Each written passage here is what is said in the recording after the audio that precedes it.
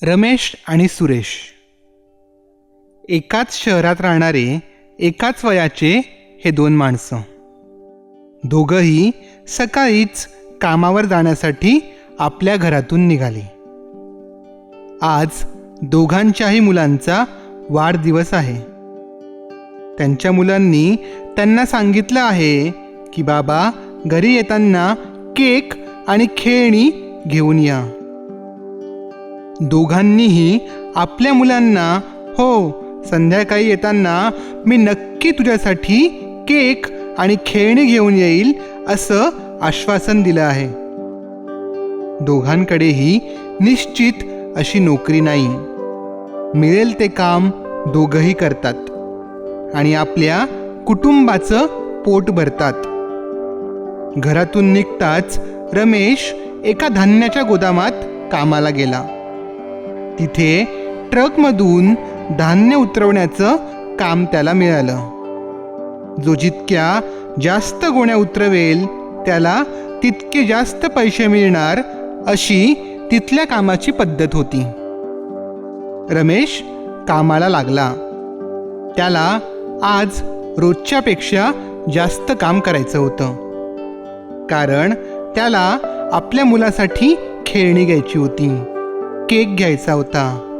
थाटामाटात आपल्या मुलाचा वाढदिवस साजरा करायचा होता. तो मन लावून मेहनत करू लागला. जेवणाची सुट्टीही त्याने आज घेतली नाही. भरपूर मेहनत करून त्याने सर्वांपेक्षा जास्त गोण्या उतरवल्या. गोदामातले शेठही त्याच्यावर प्रसन्न झाले. भरपूर काम करून आणि मुलाच्या इच्छा पूर्ण करता येतील इतके पैसे कमवून रमेश संध्याकाळी गोदामातून बाहेर पडला. घरी जाण्यासाठी त्याने स्टेशनवर जाऊन लोकल पकडली. आपल्या स्टेशनवर उतरलो की मुलासाठी केक व खेळणे घेऊ आणि घरी जाऊन मोठ्या थाटात मुलाचा वाढदिवस साजरा करू असा त्याचा विचार होता. तिकडे सुरेश जेव्हा घरातून बाहेर पडला तेव्हा त्यालाही एका बांधकामाच्या ठिकाणी काम मिळालं होतं, पण तो कामावर गेला नाही. त्याला कामावर जायचा नेहमीच कंटाळा येतो. रोजसारखा तो घरातून बाहेर पडला आणि आपल्या मवाली मित्रांसोबत चिलीम ओढत बसला. मित्रांसोबत दुपारपर्यंत टाइमपास करून जेव्हा तो पुन्हा थोडा शुद्धीवर आला तेव्हा त्याला आपल्या मुलाच्या वाढदिवसाची आठवण झाली. त्याच्याकडे अगदी थोडे पैसे होते, त्यात तर केकही आला नसता. त्याने ठरवलं अड्ड्यावर जाऊन जुगार खेळू. नशीब चांगलं असेल तर भरपूर पैसा मिळून जाईल. मुलाचा वाढदिवसही होईल आणि घरात संपलेला किराणाही भरता येईल. तो अड्ड्यावर गेला. तिथे जाऊन जुगार खेळायला लागला. त्याच्याकडे होते तेवढे सगळे पैसे त्याने जुगार खेळण्यात खर्च केले. एकही रुपया जिंकला नाही. जे होते तेही गेले. अगदी कफल्लक होऊन त्याने अड्डा सोडला. तोपर्यंत संध्याकाळ व्हायला आली होती. पैशांची तर काहीही सोय झाली नव्हती. मुलाला केक आणि खेळणी कशी न्यायची याचा तो विचार करू लागला. काहीतरी करावं लागणार होतं. तो घरी जाण्यासाठी स्टेशनवर आला. त्याने लोकल पकडली. तो लोकलच्या त्याच डब्यात होता ज्या डब्यात रमेश उभा होता. तो रमेशच्या शेजारीच उभा राहिला. आता संध्याकाळी त्याला कुठलं काम मिळणार होतं?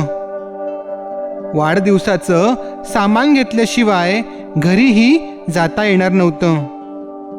त्याच्यासमोर एकच पर्याय होता, चोरी करणं. त्याचं लक्ष रमेशकडे गेलं.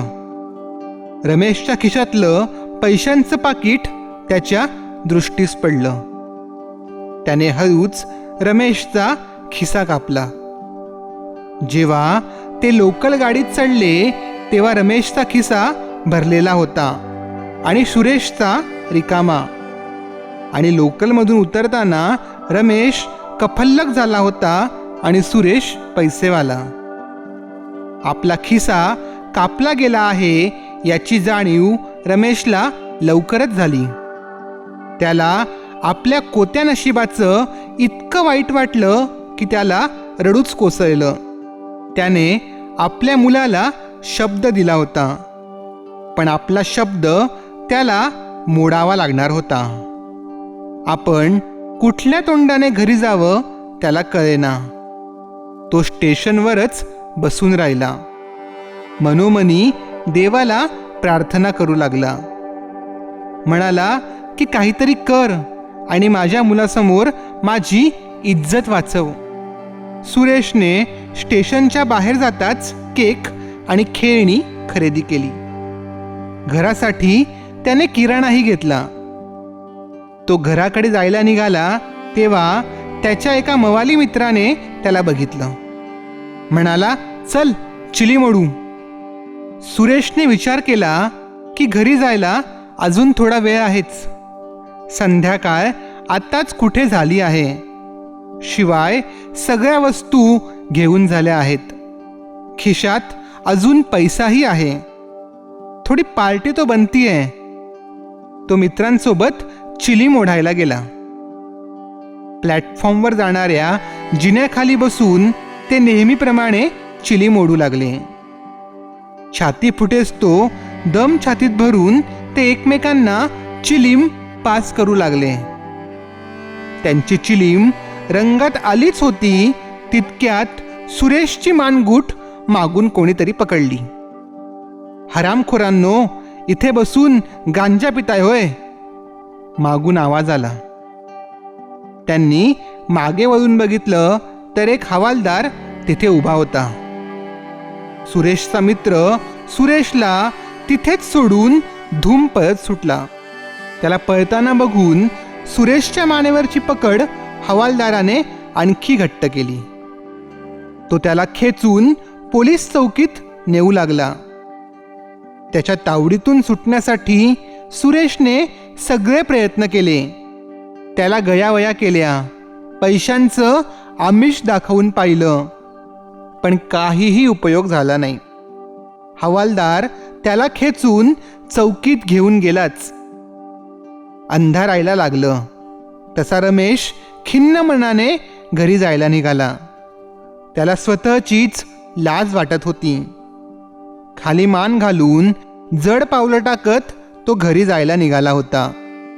तितक्यात प्लॅटफॉर्मवर जाणाऱ्या जिन्याच्या खाली त्याला केकचा बॉक्स आणि काही वस्तू पडलेल्या दिसल्या. त्याने अवतीभवती बघितलं. त्यांचा मालक शोधायचा प्रयत्न केला, पण त्यांचा मालक तिथे नव्हताच. रमेशने केक उचलला. एक एक करून वस्तू उचलल्या. कोणीही त्याला अडवलं नाही. त्या संध्याकाळी रमेशच्या घरी मोठ्या धूमधडाक्यात वाढदिवसाची पार्टी झाली. पण सुरेशच्या घरी रात्रीचं जेवणही बनलं नाही. कारण रात्र झाली तरी सुरेश घरी पोहोचलाच नव्हता. मित्रांनो, जसं कर्म कराल तसंच फळ मिळेल. वाईट कर्म करून तुम्हाला तात्पुरता आनंद मिळूनही जाईल, पण त्याची मोठी किंमत तुम्हाला नंतर चुकवावीच लागणार आहे. धन्यवाद.